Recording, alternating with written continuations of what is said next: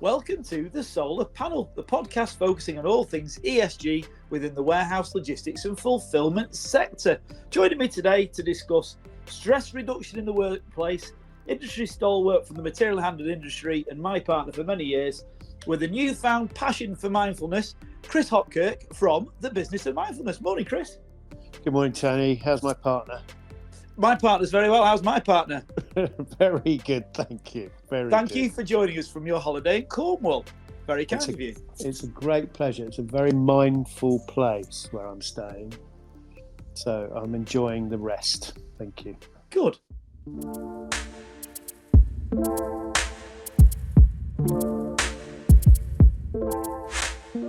Right, let's get to it. Question number one. What is mindfulness and how does it work?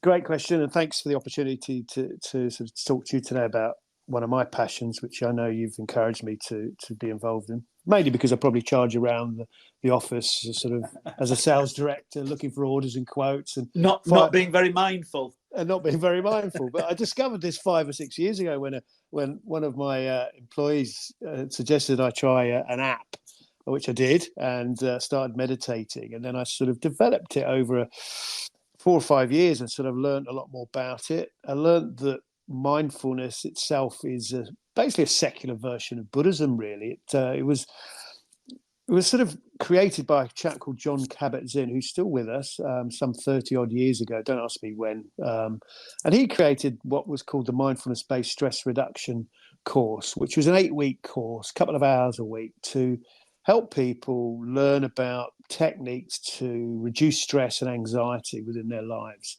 And it covers everything from meditation through to breathing and being aware and observant of what goes around you mindfully. And it's about creating space between that moment of when you react rather than reacting to respond. So, it's a learning process of really reducing the stress and learning how to respond rather than react. And that's really where mindfulness comes from. So it's a secular version of Buddhism. So don't be put off by the Buddhism bit, because the Buddha was an incredibly intelligent man who was probably our first greatest psychologist, and sort of curious about the human nature, and discovered that we are all human beings are all suffering in day to day through our own sort of self sort of punishment, as it were. So that's where mindfulness comes from, and that's brilliant. Before we move on to sort of how it helps individuals and then how it can help in the workplace, tell me a bit about your training, because you've done various training courses. What's involved there, Chris? Well, very fortunately, I have a good friend who's also very much into mindfulness and meditation and as a professional counsellor. But she did her training through a company called Breathworks, who are an organisation that basically encourages mindfulness within the world as it is. And I learnt through them and became an accredited teacher over a period of time, about 2 or 3 years actually. So it was quite intensive, quite important to do, and it taught me really how to teach other people how to learn to bring mindfulness into their life and learn about it. So that's really how I began to engage with it. And since then, I've done a lot of self-development around mindfulness, around the mind, about the neuroscience and the neuroplasticity and of the brain. And the thing that I enjoy and I understand from mindfulness, and I get from mindfulness, is it is a science. There is a science behind it all. And in fact, Buddhism has embraced mindfulness and worked with a lot of psychologists around why do Buddhists who meditate are able to calm their mind. And they've sort of done a lot of scientific experiments into this. And so there is a science around the neuroplasticity of the brain, in that you can change the way that your brain has been created over a period of time. So in simple terms, we create channels in our brain through overthinking, overanalyzing, catastrophizing. And those channels are created over a long period of time from childhood. And what we can learn to do is just change those channels, move those channels, You can't get rid of them, but what you can do is you can move away from them so they end up being clogged up, and you create new neural pathways as such, and that then allows you to be more mindful. Yeah, and I've seen that obviously happen with you because I've known you for so long, and I've seen you change a lot in the last 5 years, very much for the better. Why don't you talk to us for a couple of minutes about the session you did at Westbrook? Because we had, I was part of it. We had several members of staff join us. Tell us how that went.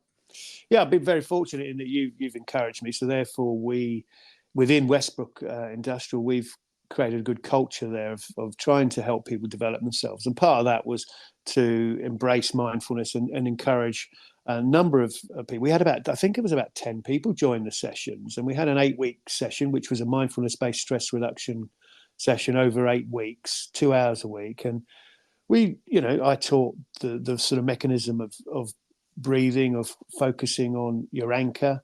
And the anchor is usually the breath. Not everyone likes using the breath as an anchor through the nose. Some people use their feet on the floor or the bum on the seat, that sort of thing. So you create an anchor so that you can focus on that rather than anything else. And that really allows you to sort of stop thinking too much. And in other words, in our world, we have what we would call a primary thought, which is the initial thought of something going not quite right, let's say. Primary thought is, I'm going to be late for work. I'm in the car, there's a traffic jam. That's the thought. I am going to be late. You can't get away from that.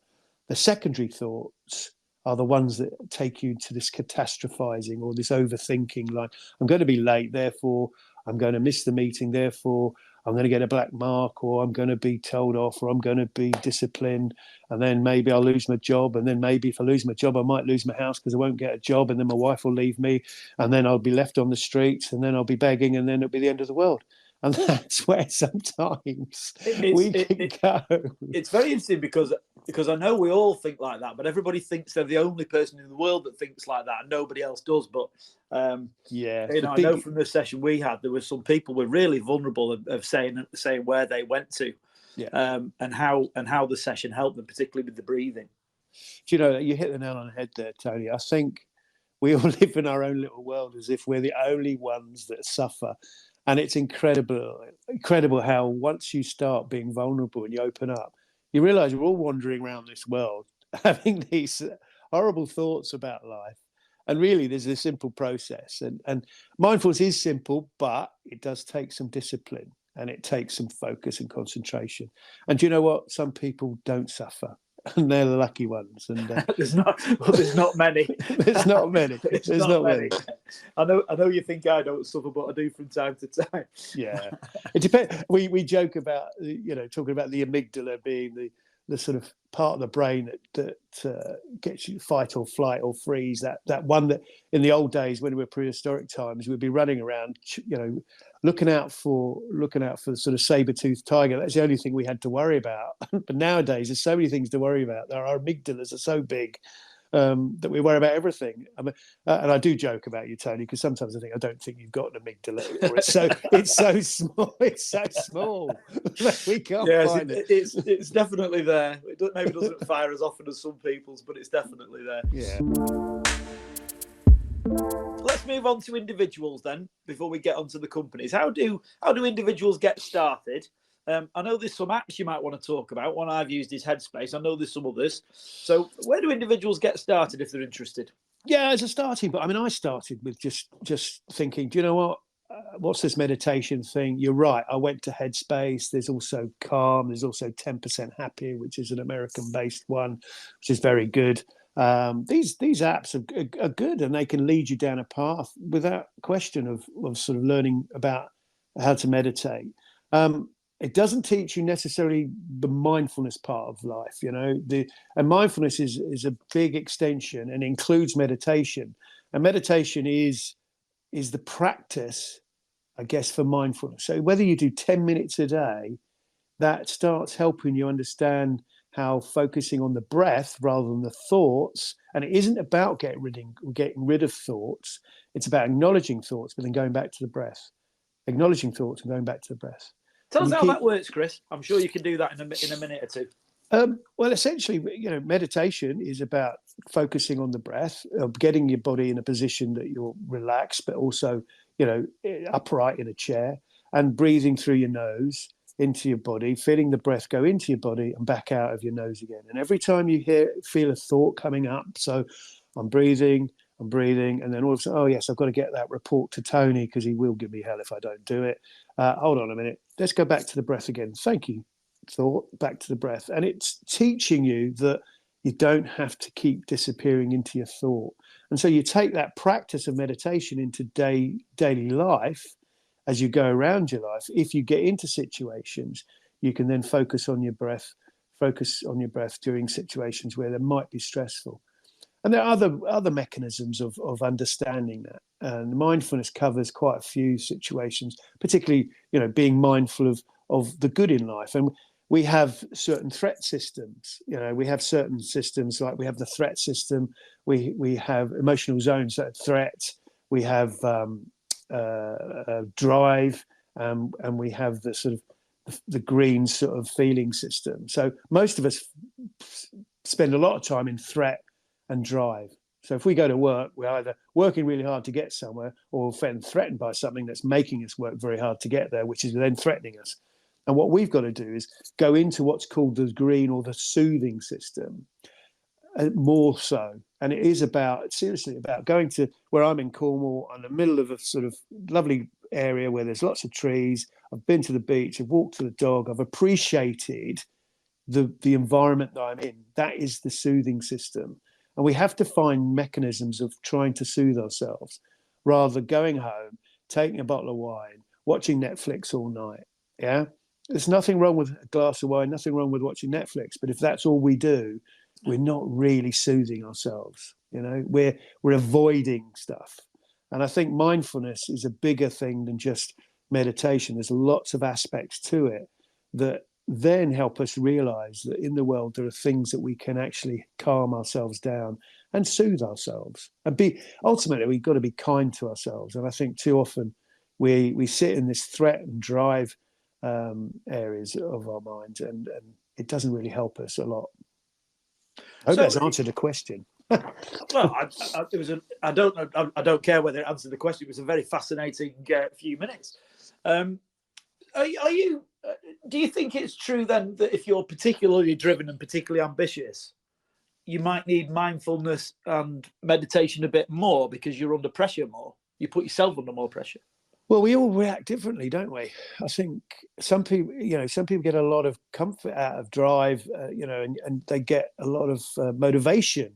I think there's a limit to that. And I think a lot depends on your own triggers. Okay. So we're all born and we're all raised, and obviously things happen to us during our life that affect the way that we respond to things. So, for instance, if I'm under stress and anxiety, then I have fear, right?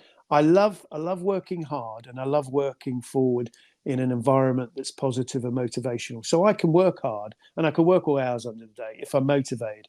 But if I become fearful of the situation, then I react very differently. And I come from a fear point of view rather than a motivational point of view. And fear then starts making you behave in certain ways, get angry, frustrated, reactive, those sort of things. Yeah. Those are the things that affect me, and I'm sure other people will have other triggers. Why do I get fearful? Long story. I'm not going to say. I know the story, and we haven't got time, Chris. But we all have certain little things like that, and some of us are lucky and have upbringings that are pretty good, and we don't react as the same. Yeah. Some of us are very good and powerful people in the way that we do things. We have abilities that are really positive, but sometimes they're affected when we dip into stress and anxiety, and these triggers come along, and all of a sudden the efficiency and the productivity that we bring to the business, whether you're administrator, salesman, and manager, director, owner, that impact can affect your efficiency and productivity and your well-being and happiness. Yeah. And I think what mindfulness does, it's not a magic cure. Don't get me wrong. I'm not a counselor. I'm not a therapist. I see it as a preventative measure do you know what? If you're going to struggle in those anxious times or stressful times, just a little bit of meditation, a bit of mindfulness a day may help you bring those levels down, get you more efficient, more productive, and a more useful part of the team. And I think that's where I'm coming from. And hopefully I've demonstrated that over the change of 4 or 5 years. It's a very interesting link you've just given me, the ability to drop in there. As this podcast is aimed at businesses, the final bit, I guess, is how do you think it can help businesses? Because, you know, the business you've set up called the Business of Mindfulness is looking to support companies. So what are you planning on doing, Chris? Well, obviously I've spent a lot of time in sales, and I've, you know, gone from salesman, sales manager, sales director in small and big companies. And I can see how the impact of the business, the pressures the business has onto managers, directors, and employees, of how that impacts on the efficiency of the business. So I know very good salespeople, top salespeople, are leaving companies because they can't take any more. And it's not necessarily because the director's bashing them over the head. It's the situations that they're in. They are under pressure to perform all the time, and they don't know how to deal with the pressure and the stress that brings.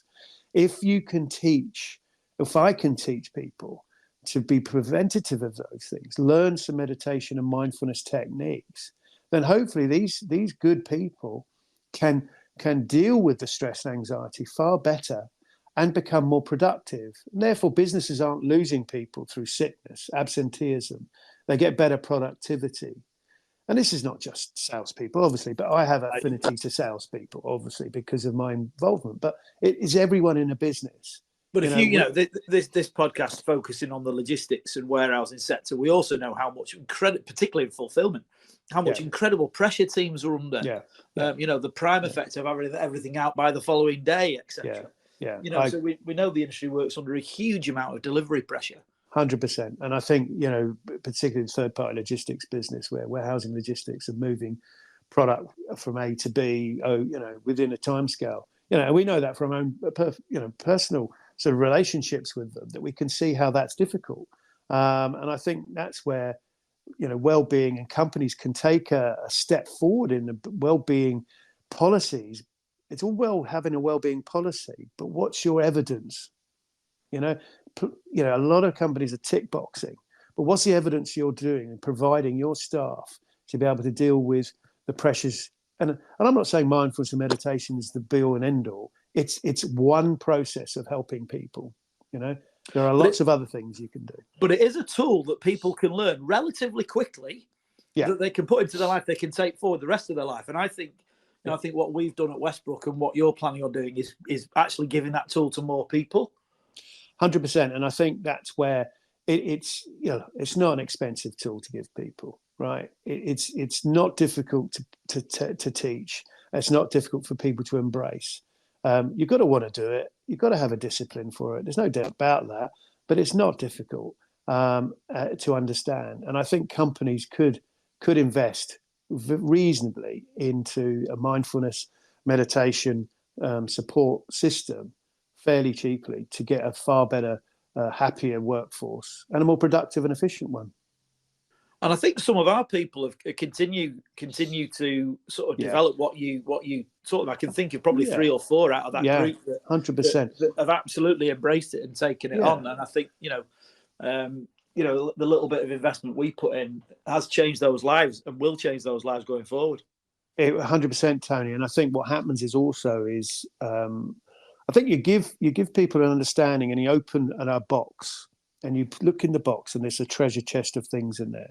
And I think mindfulness offers all sorts of different things. And some people take the whole lot. Some people take a little bit, but they do. And you're right. A lot of our staff have taken elements of it, whether it's just a meditation. You know, I obviously have taken it fully on. You know, I breathe, eat, and breathe it. You know, I'm constantly studying it and constantly understanding what else can we do to help people. But you're right. I think there's, you know, whether you take 10% or 100%, as long as you take some percent, I I think it's a brilliant way to finish on the idea of mindfulness being a treasure chest, if I can get my words out. I think it's a great place to finish. So I think we're going to let you get back to your holiday in Cornwall with Claudia. Thank you. That's great, Tony. I really appreciate your time, and I look forward to catching up soon. So that's all for this episode of the Solar Panel podcast. All that's left for me today is to thank my guest today for all his knowledge. Thanks, Chris. Really appreciate it. No, thank you, Tony. I would also like to thank the producer and marketeer extraordinaire, Kyle Swindells, for all his help putting this podcast together. Thank you, Kyle. And as my daughter constantly reminds me to say, if you've enjoyed this podcast, please like, comment, subscribe, and hit the bell, whatever that means. I'm Tony Gresty. That was the Solar Panel podcast. Thanks for listening. Until next time, goodbye.